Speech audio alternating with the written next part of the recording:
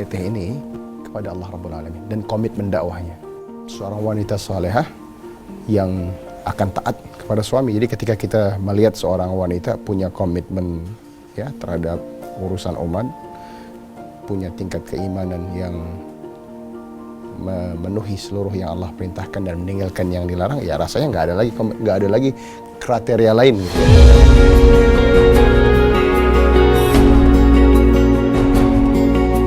Energik dan penuh pesona, begitulah sosok Peggy Melati Sukma dulu dikenal publik.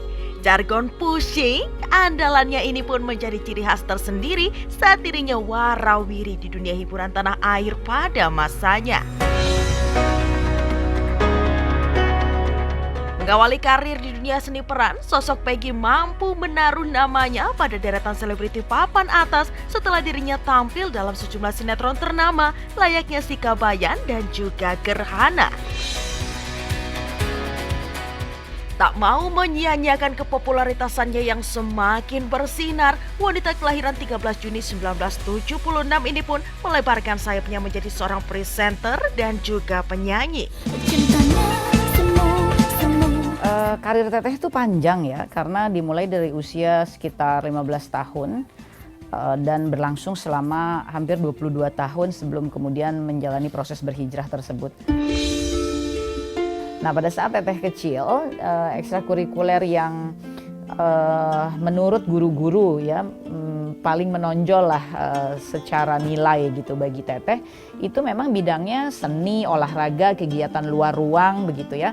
Ketika Indonesia masuk kepada era industri pertelevisian ya, tapi ketika memasuki era itu maka ada dorongan kepada generasi mudanya di saat itu yang dalam tanda kutip seperti dipanggil kan oleh industri ini.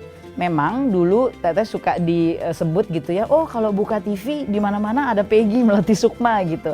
Karena sebetulnya memang pertumbuhan karirnya bersamaan dengan pertumbuhan televisinya gitu. Dan Tetehnya tumbuh juga menjadi individu yang kemudian jadi serius banget gitu, menyikapi bahwa my career is my blood gitu. Karir ini adalah darahku ya.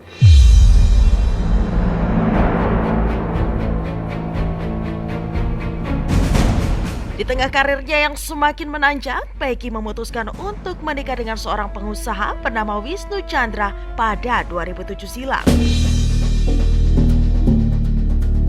Namun sayang, tak berselang lama keduanya memutuskan untuk berpisah pada Oktober 2011 lalu. Hingga 9 tahun menjalani kehidupan seorang diri, mantan pesinetron ini pun kembali dipertemukan oleh sosok tambatan hati yang merupakan saudagar sekaligus imam besar asal Indonesia di New Zealand bernama Reza Abdul Jabbar. Meski proses pengenalannya cukup singkat, keduanya pun mantap mengucap janji suci pernikahan pada 1 Februari 2023 lalu. Sebetulnya dengan Syekh itu tidak ada proses kenalan yang sifatnya sudah lama gitu. Misalnya, oh dari dulu emang udah kenal, atau misalnya oh udah bertemu dalam dakwah dan seterusnya, memang enggak. Tapi kalau soal bahwa Teteh mengetahui beliau adalah ulama, pemimpin umat Islam di New Zealand, tentu Teteh tahu ya, dan tentu beliau juga tahu bahwa oh Peggy Melati Sukma yang dulunya seorang artis di Indonesia, selebriti, kemudian berhijrah, kemudian berdakwah dan seterusnya, beliau juga tahu ya.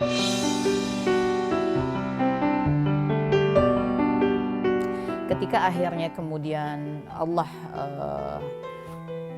pertemukan, itu bukan bertemu muka, tapi lewat WhatsApp. Dan lewat WhatsApp itu pun sudah langsung Syekh sendiri yang mengontak dan menyampaikan maksudnya untuk berta'aruf. Mempunyai 5 anak sambung dari sang suami, nyatanya tak membuat Peggy mengalami kesulitan dalam beradaptasi menjadi seorang ibu. Bahkan tak dipungkiri jika Peggy dan Syekh Reza pun kini tengah menginginkan hadirnya buah hati di tengah pernikahannya tersebut. dengan anak-anak ya tentu sangat dekat ya, tentu saja karena hari ini Allah amanahkan Teteh menjadi ibu sambung ya bagi mereka, sehari-hari mengurusi semua kebutuhan anak-anak. Dan kalau kita hidup di dunia barat tentu yang paling menonjol adalah kemandirian, karena semua orang mengurusi urusannya masing-masing, tidak ada urf atau kebiasaan menggantungkan diri pada orang lain. Maka anak-anak juga harus mandiri, tapi karena ini adalah anak-anak, pasti kemandirian mereka masih bergantungnya sama orang tua. Jadi orang tuanya yang harus amat sangat mandiri di dalam mengurus, apalagi anak yang mungkin jumlahnya tidak hanya satu, tidak hanya dua gitu ya. Teteh dengan Syekh tentu sekali lagi we are practicing Islam ya. Kita terus berusaha mengimplementasikan Islam dan yakin kepada Allah ya, bahwa jika Allah menginginkannya maka tidak ada yang bisa menolaknya. Karena menambah-nambah keturunan, insya Allah menambah-nambah juga barisan pengikut Nabi Muhammad SAW, dan insya Allah semakin menambah-nambah ya investasi dakwah di muka bumi ini lewat anak-anak keturunan ini.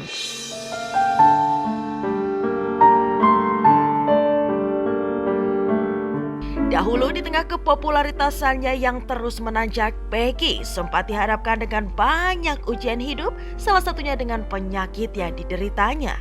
Ya, kala itu Peggy divonis mengidap sakit tumor hingga harus melakukan tindakan operasi.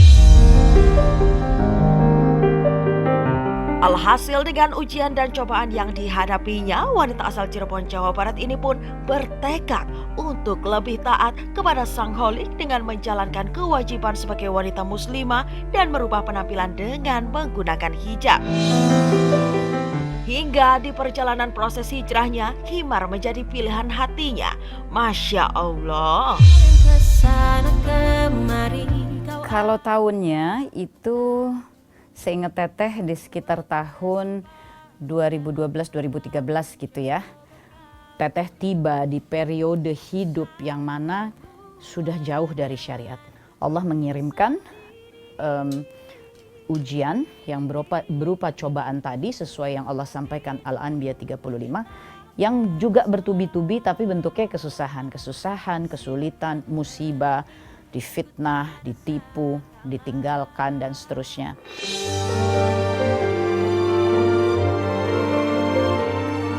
Di titik itulah prosesnya terjadi, dimulai dengan kesadaran bahwa sebagai muslimah mestinya tampilannya ya tidak seperti itu gitu ya, melainkan pakaian takwa, kan seperti itu. Barulah di titik itu dengan dukungan orang tua ya, dan kemudian ada 1-2 orang sahabat dari masa ketika Teteh sekolah kelas 1 SMP. Maka di tahun itu mulailah Teteh berproses melatih diri ya untuk berpakaian yang lebih tertutup, kemudian mulai belajar menutup aurat.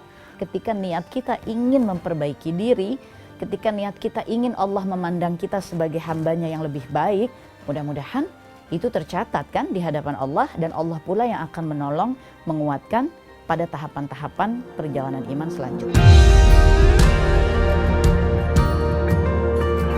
Dari situlah wanita bernama lengkap Raden Peggy Melati Purnama Dewi Sukma ini memilih untuk berhenti menjadi seorang pesinetron dan lebih fokus menjadi seorang pendakwah.